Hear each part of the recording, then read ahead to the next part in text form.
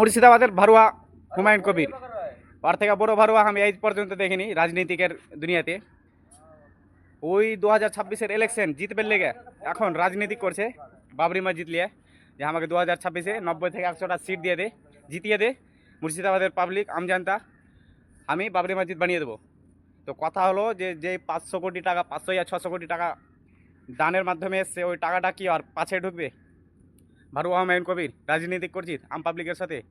আর মুর্শিদাবাদের লোক এত বড় চুতিয়া ভাবা যায়নি, ভাবতে পারিনি যে মুর্শিদাবাদের লোক এত মানে চুতিয়ামুগিরি করবে, যে একটা আনপড় আনশিক্ষা লোককে মানে সব নিজের নেতা মেনে লেছে, বড় নেতা পাবলিকেলি রাজনীতিকের দুনিয়াতে। ওগুলা হচ্ছে রাজনীতিক ঝোল, মানে ওগুলা নেতা লয়, ওগুলা কুত্তা ফেলা, মানে ওরকে থেকে নিচ ছোট জাত আর হইতে পারে না। মুসলমানের নামে ওরা ধাব্বা, মুসলমানের নামে ওরা কালিঙ্ক, মানে কালা। ওরা হিন্দু মুসলিম মানে হিন্দু, ওরা খালি হিন্দু মুসলিমকে লড়াইতে জানে, ঝামেলা করাইতে জানে।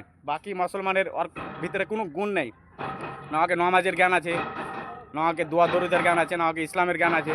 ইসলাম কি কহে, হাদিসে কি কহে যে ইসলামে ধোকাবাজি করে হারাম। আর ওই পুরা মুর্শিদাবাদ, খালি মুর্শিদাবাদ না, মুসলিম কমিটির সাথে ওই ধোকাবাজি করছে, পুরা নামা খারামি করছে হুমায়ুন কবির ভারুয়া। আর ওকে যে গুরু মানছে, যে বড় নেতা মানছে, ওই সব থেকে বড় ভারুয়া, হুমায়ুন কবির থেকেও বেশি বড় ভারুয়া। আর মুর্শিদাবাদের লোককে আমি একটাই কথা করবো, যে ভারুয়ামিগিরি করা ছাড়, আর নিজে কামা, নিজে খা, নিজের দেখ, নিজের লাইফ দেখ। ওরকম ভারুয়ার সাথ দিস না, হুমায়ুন কবির ভারুয়ার সাথ রাজনীতি করছে। ওই 2026-এ ইলেকশন আছে, ভোট আছে। এখন কি হয়েছে যে 90 থেকে 100টা সিট দিয়ে আমি বাবরি মসজিদ বানিয়ে দেবো। তো এগুলা ভারুয়ামিগিরি করা হয়েছে, ওকে কোনো ভোট দেওয়া হবে না ওই ভারুয়াকে। আর এই ভিডিওটা পুরা মুর্শিদাবাদের লোকের সাথে শেয়ার কর, যে আমি হুমায়ুন কবিরকে ভারুয়া কহনু, ইন্টারন্যাশনাল ভারুয়া।